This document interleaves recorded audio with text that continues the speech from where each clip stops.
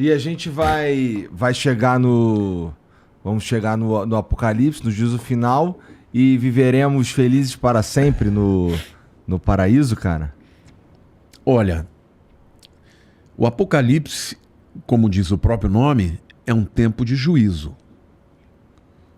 Porque Jesus é visto na Bíblia como o cordeiro e o leão.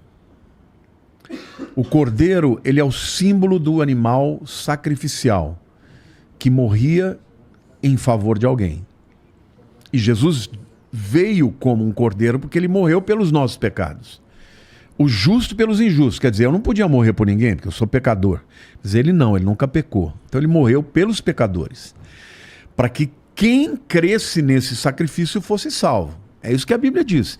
Deus amou o mundo de tal maneira que deu seu único filho para que todo aquele que nele crê não pereça, mas tenha vida eterna. João 3,16. Aí, acertei? Você já tá perfeito. João 3,16.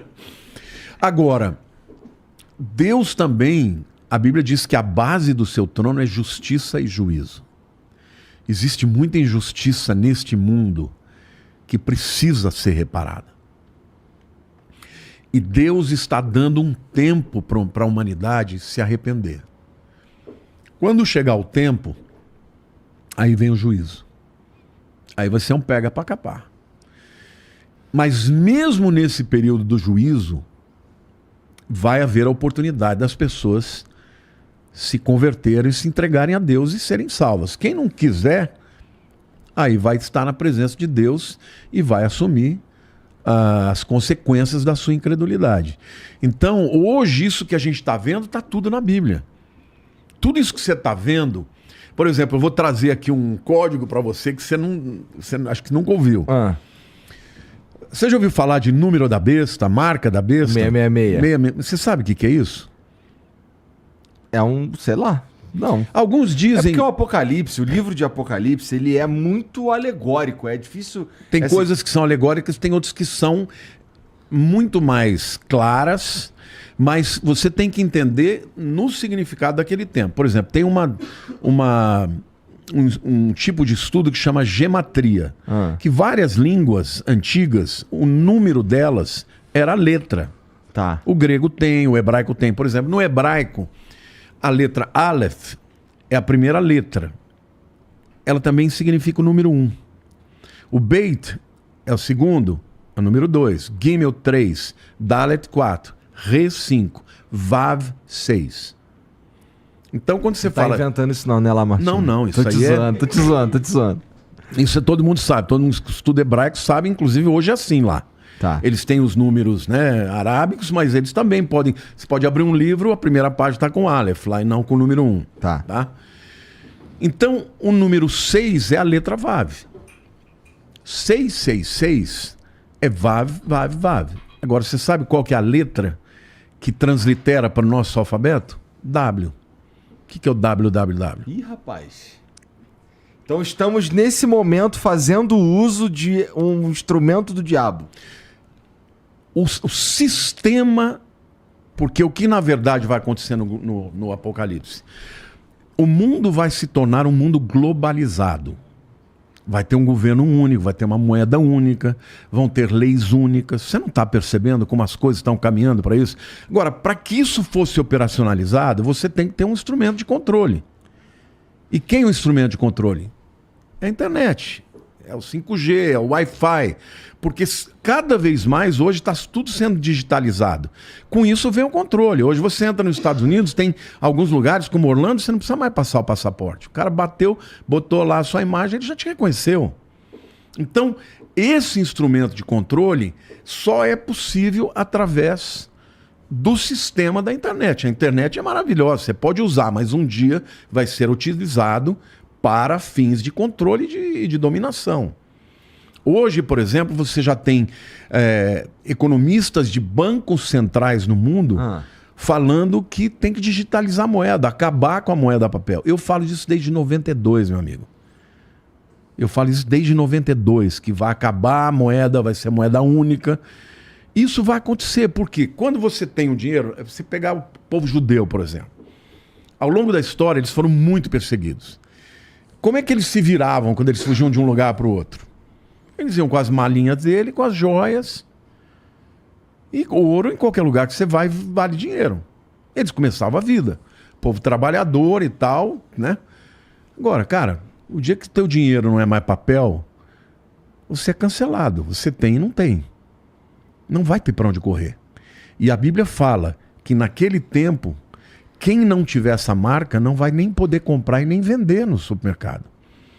Ou seja, hoje, eu me lembro que o Guto estava até em Israel, ele foi fazer uma visita para um amigo dele, um judeu lá, cristão, numa loja, e ele estava lá batendo papo, o cara virou e falou assim, cara, eu tô doido, tô com medo, porque um camarada aqui, um cliente veio, comprou um produto, na hora que eu falei, como é que você quer pagar? Ele, no cartão. Ao invés de tirar o cartão, ele botou a mão assim, na máquina, a máquina leu e pagou.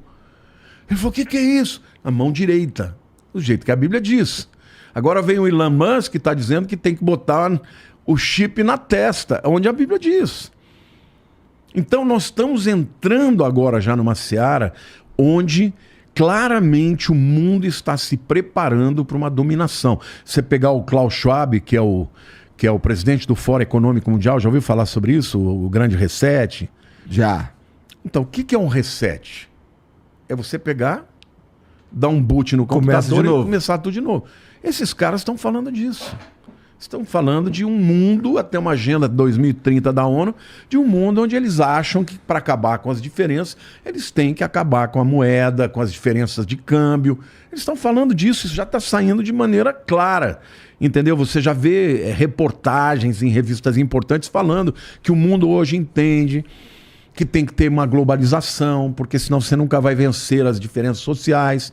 Só que hoje esses caras interferem até nos projetos que são votados nas nações.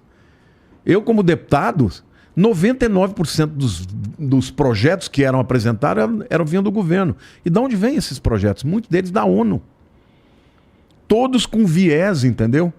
De globalização, viés. E é assim, você vai para os Estados Unidos, vai para a Europa, vem para o Brasil, é a mesma coisa. Então, existe uma visão de preparar o mundo para um controle.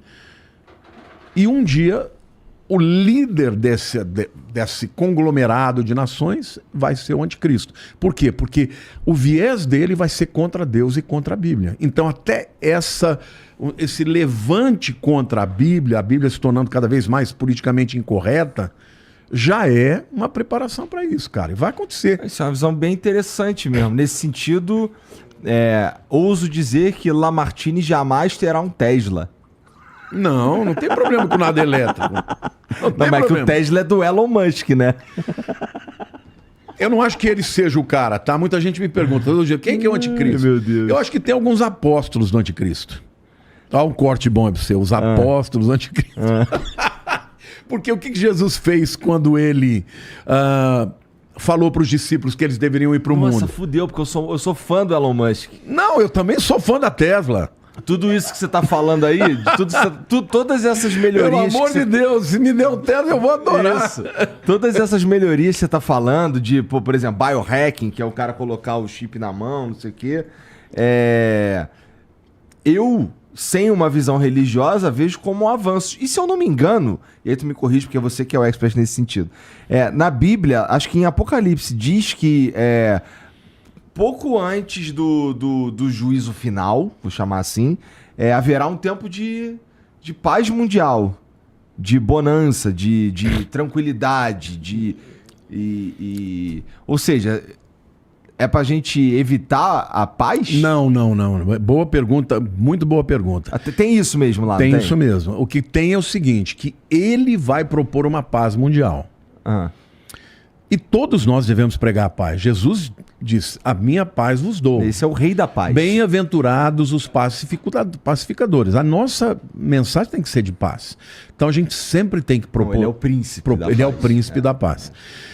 E se eu estou falando em nome dele, eu tenho que ser pacificador, né? Jesus disse, bem-aventurados os pacificadores. Né? A gente não pode ficar provocando guerra. Ao contrário, nós temos que promover sempre a paz. Só que tem a falsa paz. Qual é a falsa paz? É a paz que ela vai ser, num primeiro momento, a ausência de um conflito. Eu acho que esse acordo de paz que vai dar o início à grande tribulação, porque em Daniel capítulo 9 diz que o anticristo ele vai iniciar o seu reinado com um acordo de paz com muita gente. Só que o acordo de paz dele vai ser o seguinte: o que é que prejudica a paz? Religião prejudica a paz. Então nós vamos ter que acabar com religião, porque religião é um preconceito que você tem com o outro. Então nós vamos ter uma religião que seja sincrética, que tem um pouco de todos, mas você não vai ter liberdade de manter a sua fé do jeito que é. Entendeu? Outra coisa, é uma paz, porém vocês vão ter que se submeter a mim. Porque é isso que o livro de Apocalipse fala. E nessa hora, quem não se submeter, ele vai matar. E ou aí já dizia o grande filósofo Falcão do Rapa que paz sem voz não é paz, é medo. É isso aí. E vai ter muita gente. Agora, quando você está dentro de um sistema onde você não tem para onde fugir, eu sou totalmente favorável à tecnologia, eu uso tecnologia. Eu acho esse negócio de celular, eu acho maravilhoso. Eu me lembro que a primeira vez que eu fui no Epcot Center, em 1993, janeiro de 93, eu entrei naquela bola lá, que é o Earthship, como é que é? Spaceship Earth, a espaçonave Terra, né? Eu já vi, mas nunca fui. Você entra num carrinho, ele vai passando a evolução da humanidade. Quando chegou no futuro, tinha uma menina nos Estados Unidos, num tablet, conversando com uma menina no Japão, assim, vendo uma outra. Eu falei, isso é uma palhaçada, isso não vai acontecer nunca. Cara, eu sou já mais velho, eu vi o nascimento do computador, do celular. Nós estamos vivendo num tempo onde a multiplicação exponencial do conhecimento é bíblico, inclusive. A Bíblia diz que no final dos tempos, as pessoas correriam de um lado para o outro e o saber se multiplicará. É o que está acontecendo hoje. Então, muitas dessas tecnologias são maravilhosas. São maravilhosas, porque elas têm benefícios. Mas o problema, por exemplo, eu num livro que eu escrevi, o Apocalipse, a maior profecia do mundo, eu estudei muito numa universidade, fiz cursos livres, né? Que chama Singularity. É uma universidade só de grandes cientistas que falam de evolução, de como que o mundo vai ficar, e eles assim antecipam muito. Lá eu li a respeito de um tipo de tratamento para depressão com eletrodos com ímãs. E lá eu li que a coisa era muito boa. Mas tinha no artigo, um artigo que eu até botei no meu livro, que algumas pessoas falaram que melhoraram da depressão, mas por outro lado elas começaram a questionar os princípios de fé que eles tinham. E na época eu tinha um amigo muito querido da minha igreja que tinha depressão. Uma depressão profunda, que nenhum remédio conseguia tratar. E eu me lembro que a esposa dele, eles eram muito próximos da gente, falou assim para mim, você acha que eu devia fazer? Eu falei, eu acho. Porque ele está tão mal. E você sabe o que ele fez? Ele foi curado. 3 meses de terapia, o cara não teve mais depressão. Era químico, era um problema químico. Então, é óbvio que tem uma série de benefícios, só que onde está o pulo do gato? Na hora que você insere uma coisa dentro de você, por exemplo, o Elon Musk, por que ele quer botar os nanorobôs aí? Porque ele diz que com a inteligência artificial, você não vai mais conseguir enfrentar as máquinas. Hoje em dia já tem igreja na Alemanha que o pastor é o ChatGPT. Filas indo para lá. Então, ao invés do pastor pregar, ele vai falar, fale sobre esse tema. E o ChatGPT prepara um sermão de 3, e o cara aparece lá, até com como é que chama o bonequinho lá, sei lá, o avatar, ícone, né? O avatar. Então, assim, as pessoas, ou seja, tem um lado bom? Tem, mas vamos lá. Agora, um chip que introduz dentro de você. Por exemplo, eu fui estudar isso a fundo.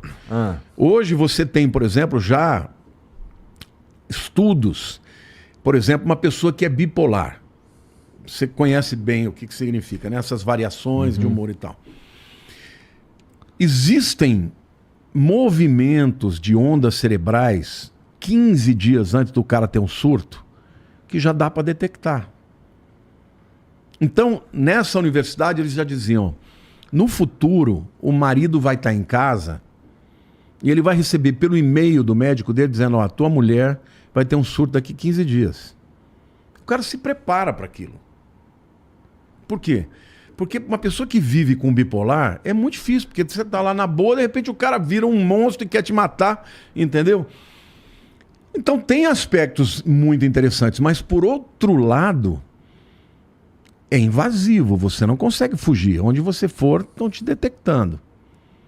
Não é verdade? Com certeza. É bom para uma questão de sequestro, ou seja...